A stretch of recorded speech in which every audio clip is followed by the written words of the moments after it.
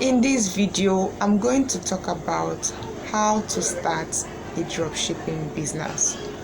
So many of us might not understand what dropshipping business means.